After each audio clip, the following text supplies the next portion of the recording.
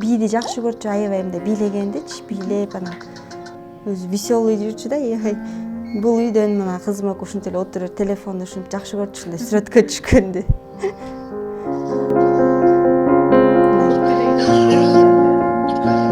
Ооба, мынакей бүт билет.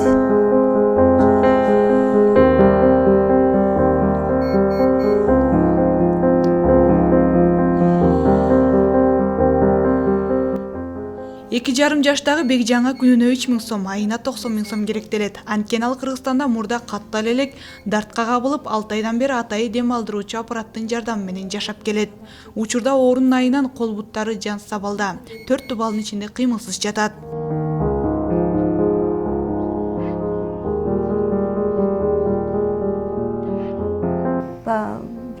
Билбейт экенсиң да кайсы маалда эмне болуп кетеринчи. Анан кырсык экен, бул деле билбейм. Сыноо экен, Кудайдын берген. Температура болуп анан 1 жаш 7 ай болчу, ошондо температура болуп 38-8ге чейин көтөрүлүп, анан үйдөн как обычно парацетамол бергем. Парацетамол берсем түшкөн, ичине түшкөндөн кайра 1 сааттан кийин көтөрүлгөн. Анан өзүм эметип коркуп эле улам көтөрүлүп атты да температурасы. Саатты караган сайын анан 3-чү детский больницага алып баргам. 3-чү детский больницага алып барганда аяктан текшерип, температурасын текшерип, ангинасын текшерип, ангина экен деп коюшкан. Томографияга тарткыла билинеби? Томографиядан десек билинет деди.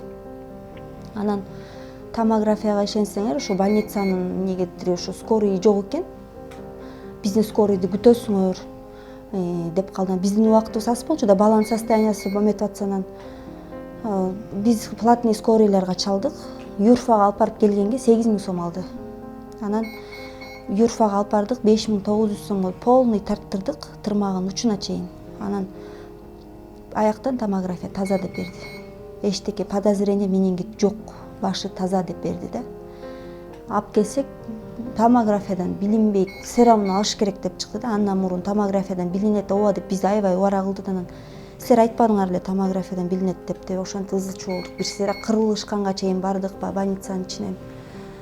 Анан заведующий, ошо реанимациянын инфекционныйдын заведующий жок, албасаңар анда өзүңөр эме бербейт, анда жата берет бала ушул жерде деп туруп алды да. А мен баламды көрө элекмин, көрсөтүп койгулачы десем даже вообще киргизбей койду баламачы. Анан айла жок, анан жолдошум жазып берди, анан жүлүндөн салышты. Жүлүндөн салса таптаза чыкты анысы дагы. Дарыгерлер Бекжанга синдром Гиена Барре деген диагноз коюп, Кыргызстанда дарылоо мүмкүн эместигин билдиришкен. Ал эми Бекжандын апасы Мээрим Рысалиеванын айтымында, уулу буга чейин башка балдардай эле чуркап ойноп жүргөн жана эч кандай оорунун сырлары байкалган эмес. Жок, сопсуун эле төрөлгөн, жаптыштык эле төрөлгөн. Даже больницадан бүт обследование алып туруп чыгарат да. Жакшы эле чыкканбыз, жакшы эле жүрчү. Бүт акыл эс ордунда айтпайм, аябай череси жүр, даже умный болчу. Бүт эрте тили чыккан, эрте баскан, 1 жашында баскан. Оорунун алдында даже мындай эметип деле мындай признак деле берген эмес да магачы, если билбейм. Сыноо экен бул дагы ошо Кудайдын берген. Ошондой болуп калды, азыр ошо аппараттын күчү менен дем алат. Ушундай аппарат сатып алганбыз. Баласын оорудан арачалап калгысы келген эне бардык кайдыгер карабаган адамдардан жардам сурайт. Эми бар үмүт Бекжанды Индияга барып дарылатып келүү. Бирок баягы эле каражатка такалган Бекжандын тагдыры сиздердин колуңуздарда. Жолдошум таксовать этет азыр. Күнүгө 700-800 сом табат, ошол акчасы жетет бизге, пока эметкенибизгечи. Күнүмдүк тамак ашыбызга, балдарым да сабактан калып атат. Ушу элден дагы да болсо жардам сурайм, кыргыз элинен, кайдыгер карабагыла.